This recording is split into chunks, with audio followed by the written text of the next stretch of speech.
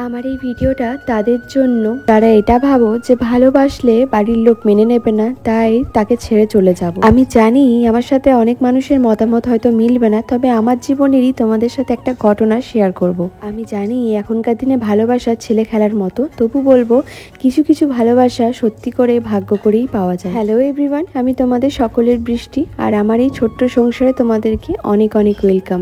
আর আজকে বলতে পারো বরের কথাতেই রান্নাটা করছি, বরের রেসিপি ফলো করেই করছি পুরো রান্নাটা। কি বললি আমাকে বল। তোমাকে কত অবধি সকালবেলা কাজ করতে হবে বলতো? দেখো এখানে কোনো বোর্ড নেই নাকি প্লেট নেই, এত তাতে কাজ করতে হবে, তাতে তাতে ভিডিও এডিট করতে হবে। বাবালি আমরা যে ডেলি বাসমতি রাইসটা খাই, সেই রাইসটাই আজকে সেদ্ধ করতে দিয়েছি। সেটার মধ্যে একটু নুন, একটু সাদা তেল আর একটু হলুদ দিয়ে ভাতটা রেডি করে নিচ্ছি। এটা দিয়ে নাকি বাসন্তী পোলাও করবে। বাসন্তী পোলাও আমি সাধারণত গোবিন্দভোগ চালেরই খাই, আমার অন্য চালের ভালো লাগে না। কিন্তু প্রীতম বললো একটু বানাই, তো ওই রকম করেই আমাকে বললো একটু ভাতটা বানিয়ে দে একটুখানি, আমি বাকিটা করব। তাই ওর কথাটা ফেলতে পারলাম না, আমি রাইসটা বানিয়ে দিলাম। আর এইভাবেই আমি মোটামুটি সেদ্ধ করে চাল রাইস বানাই। আর গোবিন্দভোগ চাল তো একবারই বলতে পারো 1 পটের মধ্যেই করে ফেলি। তো সাদা তেল আর ঘিটা মিক্স করে কাজুটা ভেজে নিচ্ছি, আর তার সাথে একটু কিশমিশও দেবো। তো সবটুকু ভেজে নিচ্ছি ঘিয়ের মধ্যে একটু লালচে লালচে করে। এই বাসন্তী পোলাও আমার আর আমার বরের ভীষণ প্রিয় একটা খাবার, কিন্তু আমার এই চালের বাসন্তী পোলাও খুব একটা ভালো লাগে না। আজকে যদিও বা আমাদের বাড়িতে ভাত ডালই হতো নিরামিষ, কিন্তু আজকে একজন আমাদের বাড়িতে স্পেশাল মানুষ আসবে, তো সেই কারণেই এই পোলাওটা আর আলুর দমটা করা। যেহেতু নিরামিষের দিন ভাত ডাল হাজার রকম তরকারির থেকে প্রীতম বলে আলুর দম আর বাসন্তী পোলাওটা করে দিলেই বেশ ভালো খাওয়া যাবে, তো সেই হিসাবেই করা হয়েছিল। আলুর দমটা নাকি প্রীতম বানাবে, সেই কারণে আমি শুধু পোলাওটাই রেডি করছিলাম। তোমাদের একটা কথা বলি, আমাদের বিয়েটা কিন্তু বাড়ির অমতে, মানে দুই পরিবারেরই অমতেই কিন্তু আমরা দুজন বিয়ে করেছিলাম। কোথায় যাব কি করব কোনো কিছুই জানা ছিল না আমাদের, জানো তো। তবে একটা কথা বলতে পারি, ভরসা ছিল দুজনের উপর, মানে দুজন দুজনের উপর প্রচুর ভরসা করতাম। আর ওইখানে একটা জিনিস দেখিয়ে দিই, তারপরে তোমাদেরকে বাকি কথাটা বলছি। আমি গরম মশলা তেজপাতা ফোড়ন দিয়েছি, তারপরে যে ভাতটা হয়েছিল সেই ভাতটা দিয়ে এর মধ্যে নুন আর মিষ্টি দিয়ে একটু ভাজা ভাজা করে নেবো, মানে ভাজা রাইসের মতো করে নেবো।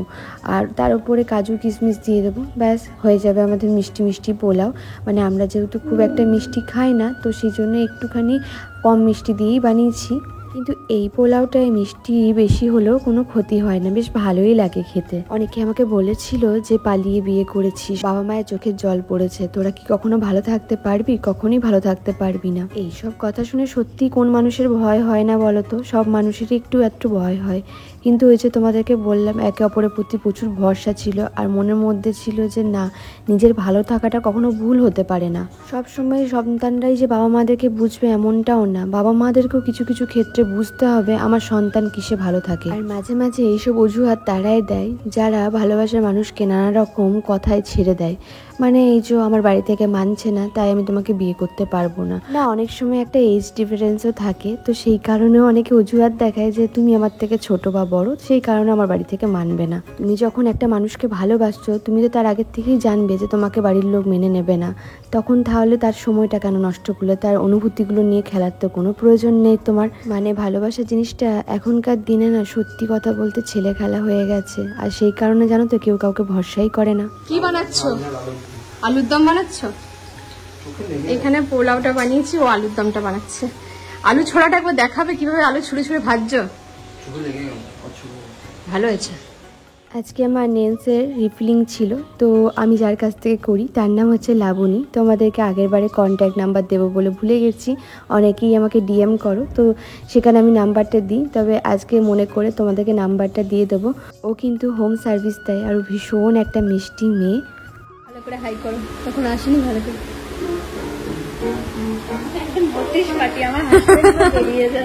ওর হাতের কাজ নিয়ে কোনো কথা হবে না, আমি এই নিয়ে 3 বার করলাম। আসলে আমার দাঁতে নখ কাটার একটা টেন্ডেন্সি চলে এসেছিলো, তো সেটাকে যাতে আমি একটু দূরে করতে পারি সেই জন্যই বলতে পারো। সুন্দর করেছে, থ্যাংক ইউ।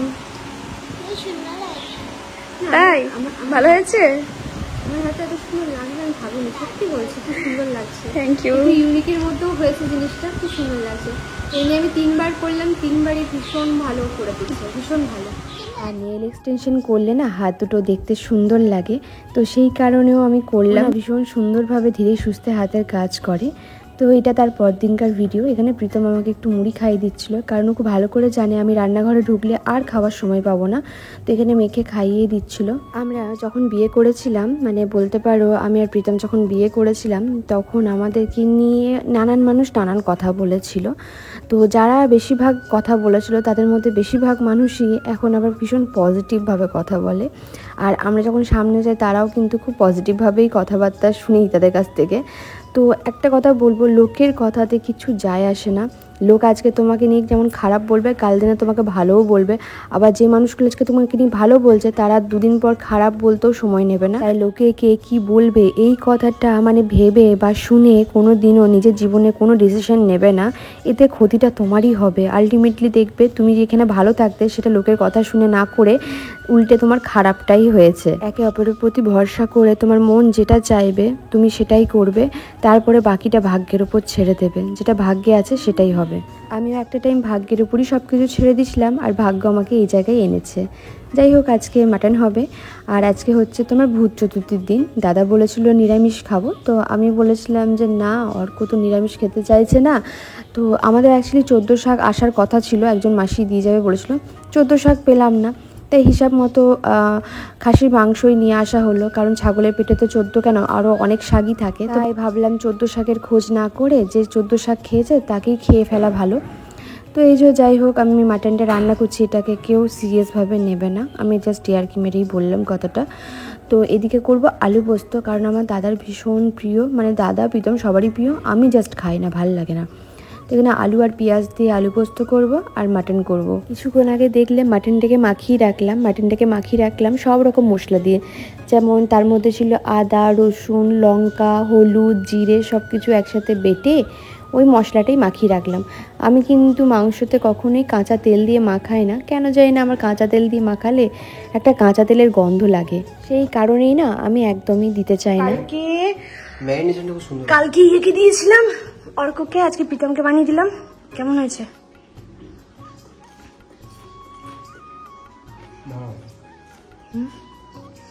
বিশাল গরম পেয়েছে মুখে। মাছটা ভালো, ম্যারিনেশনটা খুব সুন্দর হয়েছে। আর সুন্দর একটা সেন্ট আসছে না। আরে বানিয়েছি কেমন সেটা বলো। ওইটা তো বলছি ম্যারিনেশনটা দারুণ হয়েছে, ভালো হয়েছে। অর্ক বলছে বাইরের থেকেও ভালো হয়েছে মা। কালকে কন্টিনিউ বলে গেছে। আর জুসিনেস ব্যাপার আছে। একজন এখান থেকে দেখছে, তোকে বিকালে ভেজে দেবো আবার একটা। পেটে ব্যথা করবে, পেটে কালকে রাতে পেটে ব্যথা করেছিল দুটো খেয়ে। ভেটকি মাছের কি দাম! হ্যাঁ, হ্যাঁ, তাহলে তোমার বউ একটা দোকান খুলতে পারবে বলছো? না বাবা, আবার দোকান খুলে আবার হসপিটালে ভর্তি, শরীর খারাপ, দরকার নেই আবার ক্লাউড কিচেন। এখনো ফোন আসে বলো ক্লাউড কিচেনের জন্য?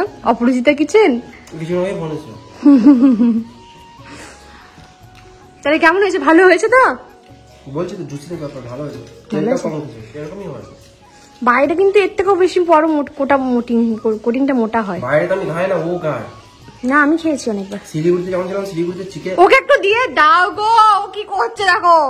না না, পেটে ব্যথা, কিছুক্ষণ আগে বলছিল পেটে ব্যথা করছে সকালে খাবার খেয়ে। আমি খেতাম না, আমার খাওয়ার টাইম পাবো না বলে। আর এগুলো বিকাল ছাড়া ভালো লাগে না, বিকালে আমি থাকি না, খাবো কি না। বললাম আমি পরে খাবো, কারণ ও তো বিকালে থাকে না, না ওকে একটু ভাবলাম করে দিই, কারণ তাছাড়া খাবে কখন মানুষটা, ওই জন্য করে দিলাম। আর তোমরা তো জানো যে আমি আলু পোস্ত অনেকভাবেই বানাই, তো আজকে একদম কষে মানে পেঁয়াজ, আলু, লঙ্কা দিয়ে একদম কষিয়ে আমি সবটা রান্না করেছি। আলু পোস্তটা সত্যি ভীষণ ভালো হয়েছিল, আমি একটু টেস্ট করে দেখলাম, প্রীতম আমাকে বলছিল খুব সুন্দর হয়েছে। তো এই যে দেখো খুব সুন্দর করে ভাজা হয়ে গেছে আলু পোস্তটা, মানে আলুটা ভালো করে ভাজা হয়ে গেছে আর খুব সুন্দরভাবে সেদ্ধও হয়ে গেছে। আমি এই জায়গায় একটু পরিমাণে জল দিলাম, বেশি জল দিইনি, একদম সামান্য জল দিয়ে একটু নাড়াচাড়া করে নিচ্ছি, একটু আলুটাকে ঘেটে নিচ্ছি খুন্তি দিয়ে। এরপর আমি পোস্তটা অ্যাড করে দেবো। এটার মধ্যে কিন্তু শুধু পোস্ত আছে, অনেকে দেখেছি পোস্ত বাদাম একসাথে পেস্ট করে দেয়, কিন্তু আমি শুধুই পোস্ত দিয়ে করি, আমার ভালো লাগে। এমনিতেই পোস্ত খাই না আমি, তো সেই কারণে যেটুকু করি সেটুকু পোস্ত দিয়েই করি। এই যে পোস্তর পরিমাণ কম হলে চলবে না, পোস্ত একটু বেশি করে দিতে হবে। এরপর চাপাবো মাটন আমি সেদ্ধ করে করি, আজকে একদম রসি কষিয়েই করবো। চিনি দিলাম, তেজপাতা খুঁজে পাচ্ছিলাম না তাই দিইনি। এখানে পেঁয়াজটাকে না আমি একটু নুন মাখিয়ে রেখেছিলাম, তো নরম হয়ে গেছে এই যে।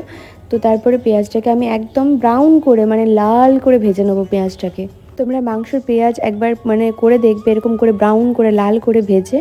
আমি আগে কী করতাম, পেঁয়াজটা হালকা মানে বাদামি হয়ে আসার পরই না পেস্টটা দিয়ে দিতাম, কিন্তু এখন আমি এভাবে লাল করে ভাজি তারপরে পেস্ট দিই, তো দেখি মাংসের টেস্টটা না মানে গ্রেভির টেস্টটা খুব ভালো আসে।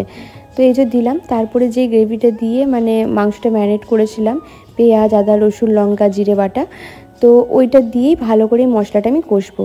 এই মশলাটা ঠিক কষা তখনই হবে যখন দেখবে পেঁয়াজটা একদমই গলে গেছে, মানে এই ভাজা পেঁয়াজটা একদমই মশলার সাথে মিক্স হয়ে পেস্ট হয়ে গেছে। একটু করে জল দিয়ে দিয়ে পুরো মশলাটা আমি কষি, যখনই দেখি একটু ধরে ধরে আসছে তখনই আবার একটু জল দিই, আবার একটু কষি, আবার একটুখানি পর একটু জল দিই, আবার একটু কষি, দিয়ে একদম পেস্টের মতো করে নিই। দেখো পেঁয়াজটা একদম গলে এসছে। তো এরপরে আমি মাটনটা অ্যাড করে দেবো।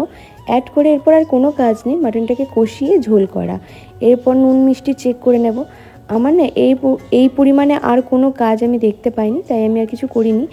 আর এই যে মাটনটা আমার কষাই হচ্ছে ভালো করে। এবার ঢাকা চাপা দিয়ে মাংসটাকে আমি একটুখানি দমে হতে দেবো, আর ওইদিকে বসে বসে বাকি কাজগুলো আমি করে ফেলবো ততক্ষণ। তোমরা জানো আমি চিকেন খাওয়া একদমই বন্ধ করে দিয়েছি, আজ কমাসই হলো। তো এখন মাটনটা না খুব ভালো লাগে, মনে হয় প্রায় দিনই মাটন নিয়ে এসে খাই, আগে যেটা একদমই চাইতাম না। তো বৃষ্টি আজকে প্রায় অনেক বছর পর নিচে কষা মাংস খাচ্ছে। বলি খেতে খায় না, ও বলে না কম পড়বে, ওই ভাতের সঙ্গে 1-2 পিস খাই। মাংসটা বেঁধে দিয়েছি ঠিকই, কিন্তু আমাদেরকে না দিয়েও খাই না, তারপরেও খায়। ও আমাকে জিজ্ঞেস করছে খাবো, আরে তুই রান্না করছিস, তোর ঘর, আর জিজ্ঞেস করার কি আছে, তো 2 পিস মাংস খাবি তো।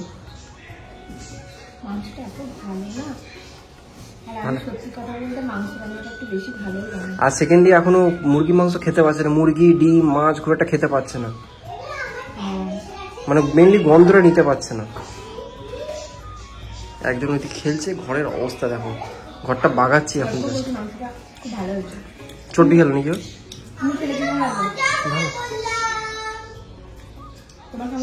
ভালো, আমি খাবো না, ভালো লাগছে না, বাচ্চা ইচ্ছা করছে না, ঘরটা বাগিনি, রান্না করলি মাত্র। রান্নাঘর বাগানো হয়ে গেছে, আমি ওই ঘরটা বাগিয়ে দিই, ওই ঘরটা টাইম পায় না তো।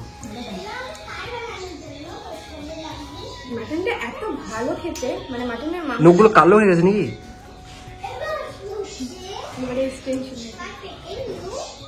তোমাদেরকে বলেছিলাম না আজকে ভূত চতুর্থী, তো এই যে দেখো প্রীতম এখন প্রদীপ দেবে। আগের বছর মনে আছে, আগের বছরও আমি প্রদীপ দিতে পারিনি, আগের বছর রিজনটা অন্য কারণ ছিল, বাট এবছর রিজনটা ভালো কারণ। তো এবছরে দিতে পারিনি অন্য একটা ভালো কারণের জন্য। তো প্রীতমই বাকি সব কিছু অ্যারেঞ্জমেন্ট করেছিল। তো আমাদের 14 প্রদীপ জ্বালাতে হয়, তোমরা জানো একটা নিয়ম আছে, 14 শাক খেতে হয়, 14 প্রদীপ জ্বালাতে হয়। তো এখানে আমরা সব রেডি, মানে প্রীতমই রেডি করছিল, আমি বলে দিয়েছিলাম ওকে যে এইভাবে রেডি করবে। কারা যেন বলেছিল না যে আমরা কোনোদিন ভালো থাকবো না, কোনোদিন সুখী হব না।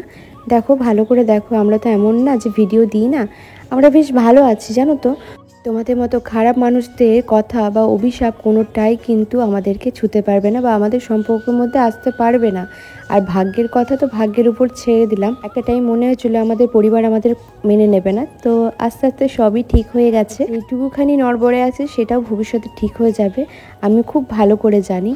আমার প্রীতমের প্রতি এই আস্থাটুকু আছে, আর প্রীতমের আমার প্রতি এই আস্থাটুকু আছে, আর আমাদের দুজনেরই একে অপরের ভালোবাসার প্রতি অনেকখানি মনের জোর আছে। তোমাদের সকলকে আমি একটা কথাই বলছি, যারা ভালোবাসে, যদি সেই মানুষটা সঠিক হয় তাহলে সেই মানুষটাকে একটু মর্যাদা দিতে শেখো, ভালোবাসতে শেখো। বাবা মারা রাগারাগি করবে, অভিমান করবে, হয়তো তোমাকে বকাঝকাও করবে, তা বলে এই না যে বাবা মারা সবসময় সঠিকও হবে, আবার এটাও বলছি না বাবা মারা সবসময় ভুলও হবে। অনেক সময় এটাও অনেকে বলে যে যারা ছোট থেকে মানুষ করলো তাদেরকে এত কষ্ট দিতে গায়ে লাগলো না।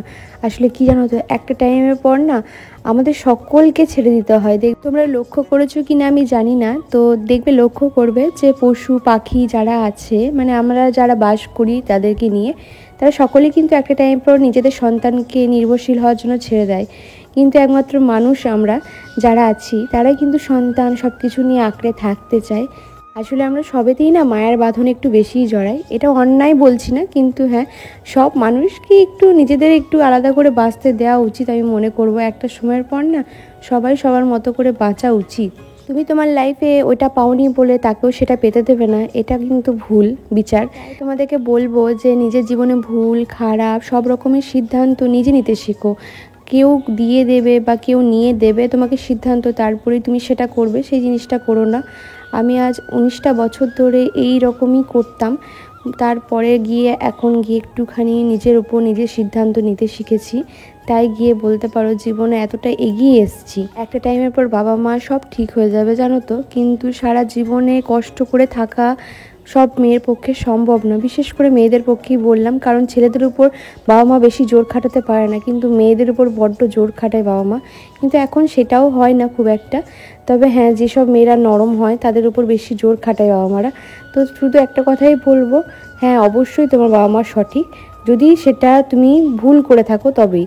কিন্তু যদি মনে হয় যে না তুমি ভুল করছো না, তুমি সঠিক মানুষকে ভালোবাসছো, যে তোমাকে সত্যি ভালো রাখতে পারবে, তাহলে বলো বাবা মাকে বোঝাও। কথায় কথায় সবটুকু ছেড়ে দেবো, সব কিছু ফেলে দেবো, এই জিনিসটা একদমই করবে না। তো এখানে প্রীতম সব প্রদীপগুলো দেখো সুন্দর করে দিয়ে দিচ্ছিল, আর এখানে অর্ক ওকে হেল্প করছিল। আমি যাইনি বাইরে দিয়ে যখন ও প্রদীপ দিচ্ছিল। তো এই যে সব দেয়ালে দেয়ালে আমাদের দিয়ে দিচ্ছিল, আর চারিপাশটা এত সুন্দর লাগছিল সাজিয়ে গুজিয়ে, তো খুব ভালো লাগছিলো দেখতে। আমি জানি হয়তো আজকে অনেকেই আমাকে বলবে ভুল বকছো, ভুল কথা বলছো, কিন্তু ওই যে তুমি যেটাকে ভুল বলবে সেটা আমার দিক থেকেও ভুল হবে, সেটা কোনো মানে নেই। তোমার চয়েস আমার চয়েস অনেক আলাদা। তুমি মুসুরির ডাল খেতে ভালোবাসো, আমি মুগ ডাল খেতে ভালোবাসি। তুমি মুসুরির ডাল খেতে ভালোবাসো বলে আমার মুগ ডালের চয়েসটা খারাপ, এটা একদমই না। তোমার দিক থেকে যেমন মুসুরির ডাল বেস্ট, আমার কাছে তেমন মুগ ডালটাই বেস্ট। তো এইটা পছন্দ অপছন্দটা কেউ কারোর উপর চাপিয়ে দিতে পারে না, সবার নিজস্ব একটা পছন্দ অপছন্দ থাকে। তো এখানে সবটা হয়ে গেছে। প্রীতম এখন সন্ধ্যা ঘরে চলে এসছে, এই সন্ধ্যা প্রদীপটা ওই জ্বালিয়ে দেবে।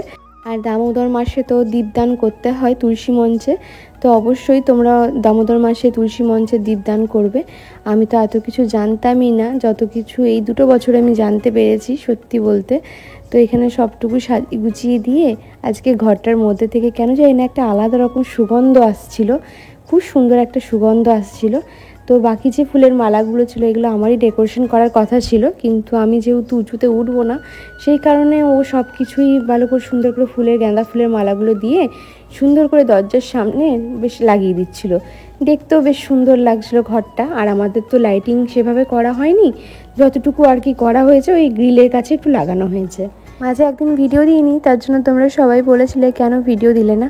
আসলে আমাদের আশেপাশে এত গান চলছে কালী পুজোয়, তো সেই কারণে আমি আর ভয়েস ওভার দিয়ে উঠতে পারছি না। এই ভয়েস ওভারেও হয়তো তোমরা অনেক কিছুর পাশ থেকে সাউন্ড পাবে, তাও কি আর করব, ওইভাবেই দিতে হলো। সব পরিস্থিতিতেই একটু মানিয়ে নিতে হবে। আর এই হচ্ছে দেখো ঘরটা কত সুন্দর লাগছে। আসলে এই দীপাবলির দিনকে চারিদিকে এত আলোয় আলোকিত থাকে যে চারিপাশটা দেখতে এত সুন্দর লাগে, কি আর বলবো। তো এই যে আমাদের ঘরটা সামনেটা ভীষণ সুন্দর লাগছে, আর এই হচ্ছে আমাদের ঠাকুর ঘরটা, বেশ সুন্দর লাগছে। তো আজকে ভিডিওটা এইটুকুনি। সবাই ভালো থেকো, সুস্থ থেকো, সকলকে ভালো রেখো, টাটা।